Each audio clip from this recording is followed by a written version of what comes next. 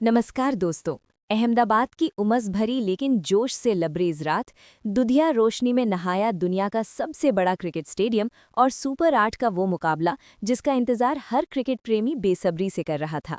भारत और दक्षिण Africa, cricket जगत की दो महाशक्तियां आमने सामने थी। माहौल ऐसा था कि हर गेंद पर दिल की धड़कनें तेज हो रही थी। टॉस के लिए मैदान पर आए दक्षिण अफ्रीका के कप्तान एडन माकरम और भारत के कप्तान सूर्यकुमार यादव। किस्मत ने माकरम का साथ दिया और उन्होंने बिना देर किए पहले बल्लेबाजी का फैसला किया। निर्णय साहसी था क्योंकि सामने भारतीय गेंदबाजी आक्रमण था जिसकी अगुवाई कर रहे थे दुनिया के सबसे खतरनाक डेथ ओवर विशेषज्ञ जसप्रीत बुमराह। शुरुआती झटके, भारत का जोरदार प्रहार। दक्षिण अफ्रीका की पारी की शुरुआत संभली हुई रही, लेकिन दूसरे ओवर में ही बुमराह ने अपनी क्लास दिखा दी।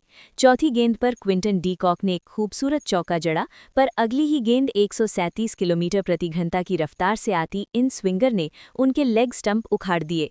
पूरा स्टेडियम बुमराह बुमराह के नारों से गूंज उठा। तीसरे ओवर में अर्शदीप सिंह ने कप्तान माकरम को पवेलियन भेज दिया।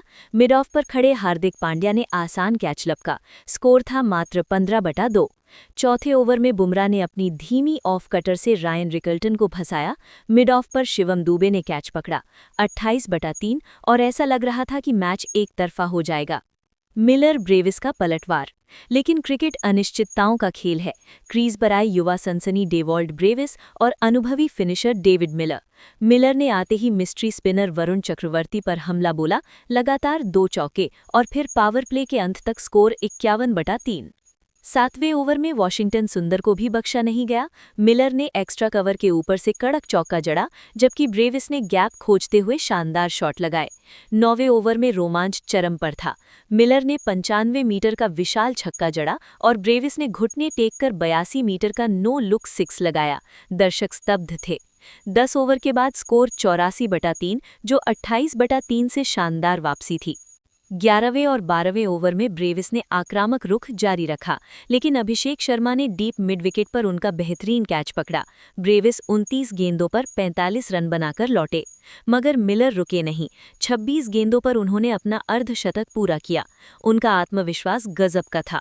15वें ओवर में पांड्या की गेंद पर थर्ड मैन की ओर चौका जड़कर उन्होंने भारतीय रणनीति पर सवाल खड़े कर दिए। निर्णायक मोड़, वरुण की वापसी। 16वें ओवर में वरुण चक्रवर्ती ने आखिरकार मिलर को फंसाया। गेंद ऑफ स्टंप के बाहर ड्रिफ्ट हुई। मिलर बड़ा शॉट खेलने गए और लॉन्ग ऑफ पर तिलक वर्मा ने कैच लपक लिया। मिलर 35 गेंदों पर 63 रन बनाकर आउट हुए। ये पारी मैच की दिशा बदल चुकी थी। डेथ ओवरों का धमाका। अब क्रीज पर थी ट्रिस्टन स्टब्स और मार्को यानसन। 17वें ओवर में बुमराह ने सटीक यॉर्कर और स्लोअर बॉल से रन गति पर ब्रेक लगाया, पर 18वें ओवर में अर्शदीप ने यानसन को आउट कर भारत की उम्मीद जगाई। 19वां ओवर बुमराह की मास्टर क्लास था। उन्होंने कॉर्बिन बॉश का कैच खुद लपका। उनका स्पेल 4 ओवर 15 रन 3 विकेट, अविश्वसनीय। लेकिन 20वां ओवर, यही मैच पलटा। पांड्या की गेंदों पर स्टब्स ने चौके छक्कों की बरसात कर दी। 2 चौके और 2 गगनचुंबी छक्के। अंतिम ओवर में 18 रन। स्टब्स 24 गेंदों पर 44 रन बनाकर नाबाद रहे। दक्षिण अफ्रीका का स्कोर 187/7। कहाँ बिगड़ा गणित? भारत ने शुरुआती 4 ओवर में 3 विकेट लेकर मैच पर पकड़ बना ली थी। 28/3 से 117 तक कोई विकेट नहीं, यही बड़ा अंतर रहा। फिर 117 से 152 तक का गैप और अंत में स्टब्स की आतिशबाजी। अगर अंतिम ओवर में 18 की जगह 8-10 रन आते तो लक्ष्य 170 के आसपास रहता, जो इस पिच पर चेजेबल था। निष्कर्ष, दक्षिण अफ्रीका ने दिखाया कि बड़े मंच पर अनुभव और निडरता कितनी मायने रखती है।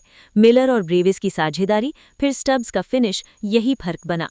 भारत के लिए बुमराह की गेंदबाजी एकमात्र संतोषजनक पहलू रही, लेकिन टी20 में हर रन मायने रखता है और अंतिम ओवर में वही रन भारी पड़े। अब सवाल यह है कि क्या भारतीय बल्लेबाज 188 रन के लक्ष्य का पीछा कर पाएंगे या दक्षिण अफ्रीका सुपर 8 में अपनी पकड़ मजबूत करेगा? दोस्तों, आपका क्या मानना है? क्या ये मैच भारत के हाथ से निकल गया या अभी भी उम्मीद बाकी है? अपनी राय जरूर साझा करें।